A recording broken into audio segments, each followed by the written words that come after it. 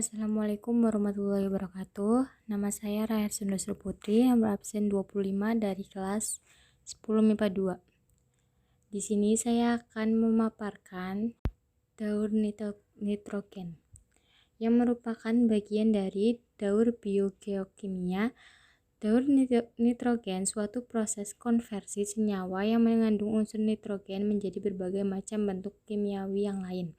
Daur nitrogen memerlukan gas nitrogen atau biasa disebut dengan N2, yaitu gas yang paling banyak komposisinya di atmosfer.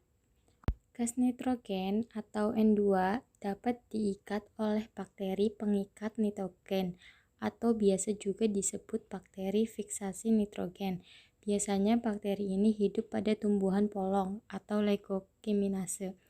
Dalam tumbuhan polong terdapat binti akar dan di dalam bintilan tersebutlah bakteri nitrogen hidup.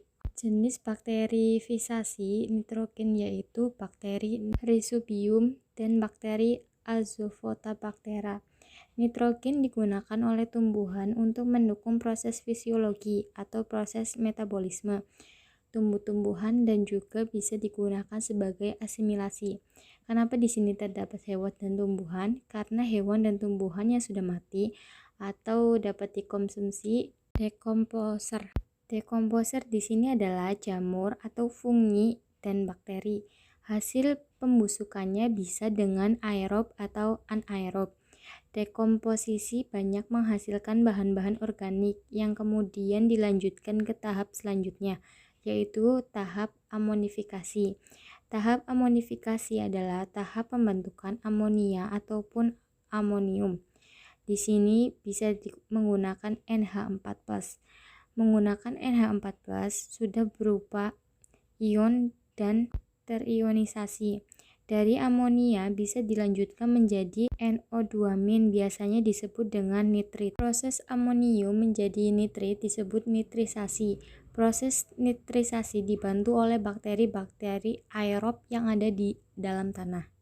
Dan dari nitrit dilanjutkan ke proses yang lebih kompleks, nyawanya bernama NO3- bisa disebut nitrat.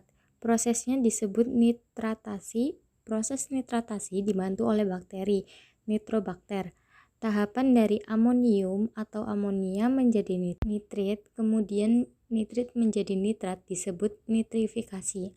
Setelah terbentuk nitrat dapat digunakan langsung oleh tumbuhan dan prosesnya bernama asimilasi. Atau nitrat bisa digunakan bakteri dan dilakukan proses denitrifikasi untuk mengembalikannya ke udara dan kembali ke bagian awal. Sekian pemaparan dari saya. Wassalamualaikum warahmatullahi wabarakatuh.